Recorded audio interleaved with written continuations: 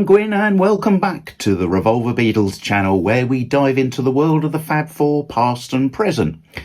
Today we're going to focus on major news that broke this week, which is Apple Corps, the company founded by the Beatles back in 1968, has appointed a new chief executive officer.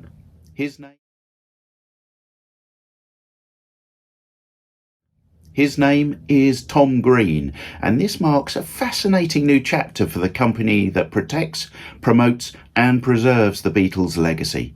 So what does this mean for Beatles fans around the world? Will this new appointment lead to fresh projects, new releases, maybe even untold stories or unreleased music? Well, let's explore. Tom Greene may not be a household name yet, but his resume is pretty impressive.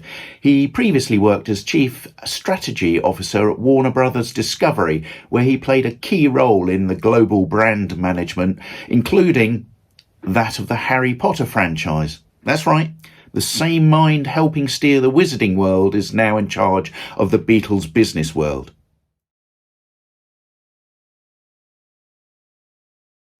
Greene will officially begin his tenure at Apple in September this year, taking over from Jeff Jones, who led Apple Corps for 17 years and was instrumental in projects like the Beatles Rock Band, the One remaster, and Peter Jackson's Get Back documentary. Greene comes with deep experience in intellectual property, entertainment marketing and franchise strategy. Apple Corps isn't just about music, it's about managing one of the most valuable cultural legacies in the world, and Greene knows how to turn legacy into longevity. What is Apple Corps? For fans newer to the story, Apple Corps was launched in 1968 as a multimedia company by the Beatles themselves.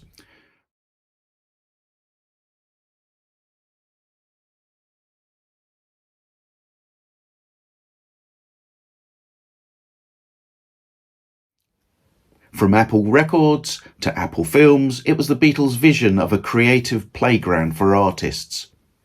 Over the years, however, it has evolved into a protective entity, managing the Beatles' trademarks, licensing, archival content, and new releases. In many ways, Apple has been the gatekeeper of how the Beatles are presented to the world, and now, under Greene, the gates may be opening to new possibilities. So what could change under Greene? Let's talk about direction. What could a Tom Greene-led Apple Corps do differently? Well, firstly, there could be an expanded digital presence. With Greene's modern media background, expect Apple to go further into streaming, interactive media, and social platforms. Perhaps we could see Beatle content tailored for TikTok or YouTube Shorts. Don't be surprised.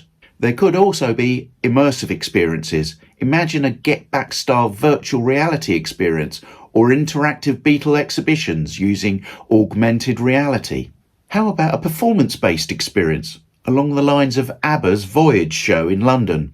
Greene has the credentials to make that kind of digital storytelling happen. New biopics and film projects is certainly also on the cards.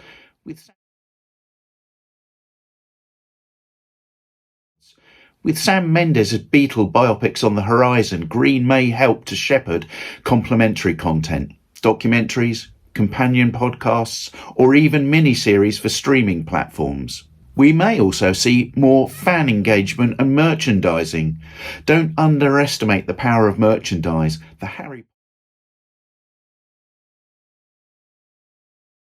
Harry Potter franchise expanded through fandom-first strategies, limited edition releases, behind-the-scenes content, even theme park partnerships.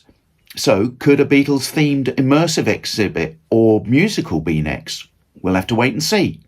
Also remember, Greene's hiring could also signal a younger, more globally connected direction. Think of all the Gen Z fans discovering the Beatles through Now and Then. Greene will likely want to build on that momentum.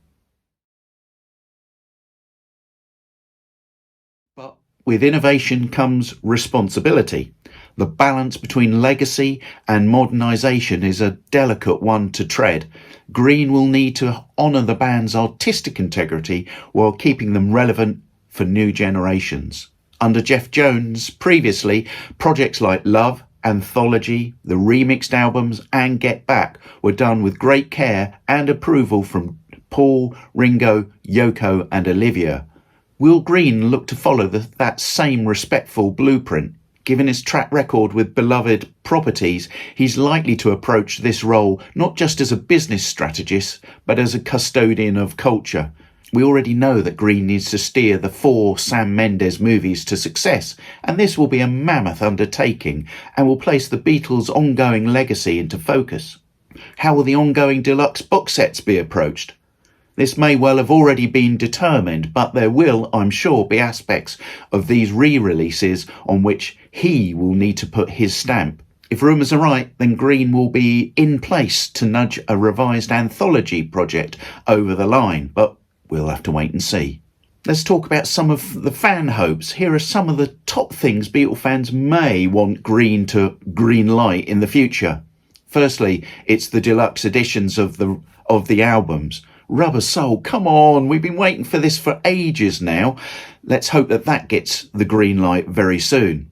What about new mal-enhanced releases of live recordings, especially the Hamburg recordings? Some fans are asking for the Beatles cartoons to be restored, though that's not a request of mine, I've got to say. Maybe there'll be Beatles musicals, West End or Broadway shows in the offing. Video games, that may be a way forward. Maybe there'll be greater fan involvement in the future. Let's hope so, through events or maybe even a fan club revival. But what would you like to see? Maybe a Beatles museum in Liverpool or London, or even a touring museum. Let me know in the comments below what your thoughts are, and I can put some of those together in a future video. So there you have it. Tom Greene steps into one of the most culturally significant roles in the world of music. But will he be the right man to help Apple Core evolve without forgetting its roots? Time will tell, but the future looks intriguing. We'll have to wait and see. Please don't forget to like, subscribe and ring that bell for your weekly Beatles updates. Until next time, keep listening, keep dreaming, and as always, until the next time, it's bye for now.